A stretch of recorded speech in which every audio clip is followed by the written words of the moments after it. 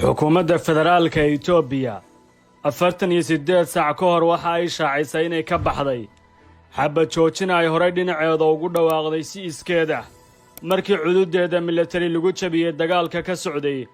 gobolka waqooyiga dalkaasi Itoobiya ee Tigray laakiin TPLF waxa ay sheegtay inaan maalin dagaal ku hakan haddana mar kale dhinacyadu waxay u dhaqaaqeen inay dagaalamaan oo gulufka military ay u bareeraan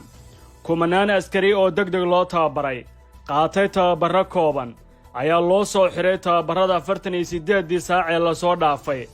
meelo kala duwan ayaa la geeyay durba talisyada military sirdoonka iyo xoogga gaarka ee deegaanada Itoobiya waxa ay tilmaamayaan inay u jihaysanayaan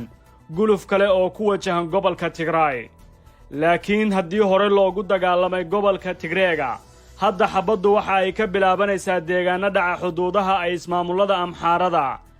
iyo Canfartu la wadaagaan gobolka Tigray masaafo ka badan 80 kiiloomitir ayay TPLF ku jirtaa gudaha kililka Amxaarada is-aaminaadda qowmiyadaha dhinaca Itoobiya jira ma ahan mid gaarsiisan ka go'naanshaha guul dagaal oo laga gaaro dagaalka TPLF laakiin dani khasabtay ayay mararka qaarkood u muuqanayaan gaar ahaanna Amxaarada oo lib dagaal gaartaa waxay abuuri doontaa kacdoon kale oo xagga siyaasadda ah saacadihii la soo dhaafay dagaalada ayaa sii kordhaya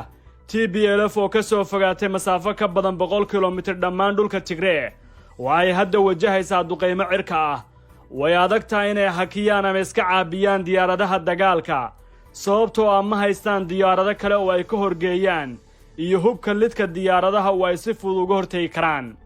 taageerayaasha TPLF waxay saacadihii ugu dambeeyay dunida tusayeen sawirro muujinaya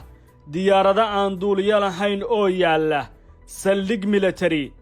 oo ku yaalla waqooyi bari ee dalkaas Itoobiya lagu magacaabana Samara Aerospace waxaana ay tilmaameen inay taasi tahay diyaarado ay la timid Itoobiya halkaasi waxa tagay 10 maalmood ka hor ra'iisul wasaaraha Itoobiya waxaana sawirro la soo qaaday ay muujinayaan isagoo daawanaya shaashadaha laga hago diyaaradaha aan duuliyaha lahayn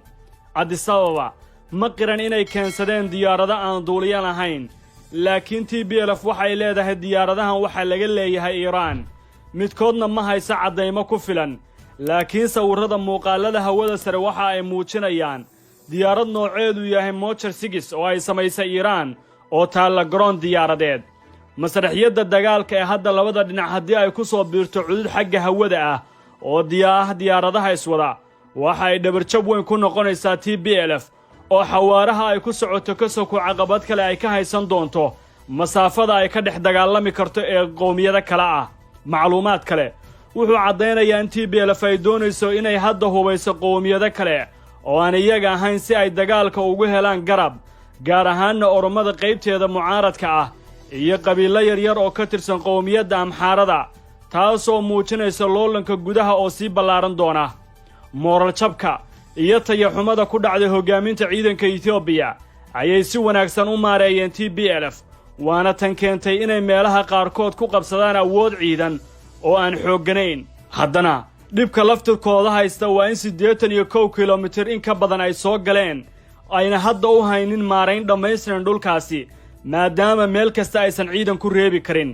14 maalmood ee soo socda ayaa la daawan doonaa sheekada Itoobiya inay dhinac u guurto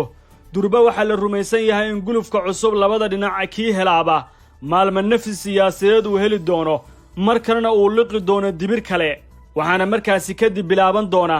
dagaal xawaaladeed uga imaanaya Itoobiya banaanka Tigray waxay u baahan yihiin inay jid furtaan 40 maalmood ee soo wajahan awoodooda inay saaraan kililada Canfarta iyo Amxaarada ka sokow wali way ku dhiireen la yihiin dhinaca xadka Xumeera waa aag muhiim oo ay ciidan badan oo ka san kuwa Itoobiya fadhiyaan tanna Tigray kuma degdegi karaan awoodda ciidan ee halkaasi joogta dhinaca kale waa agagaarka deegaanka lagu magacaabo Adigrat oo 110 kiiloomitir u jira Maqalle wali waxa ku dhow ciidanka Eritrea oo aan ka dhamaanin gudaha gobolka waqooyi ee Itoobiya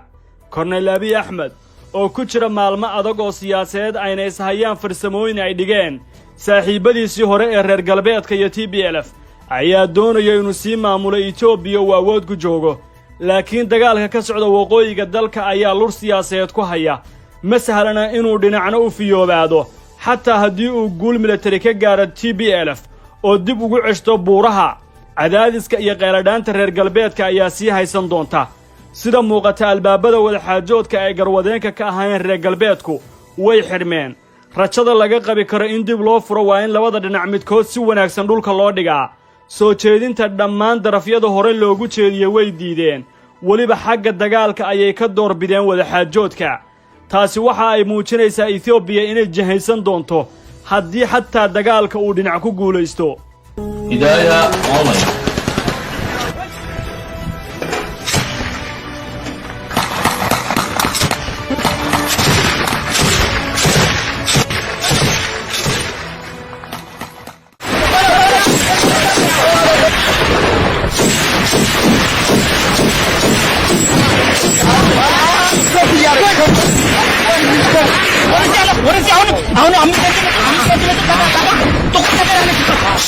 Don't forget.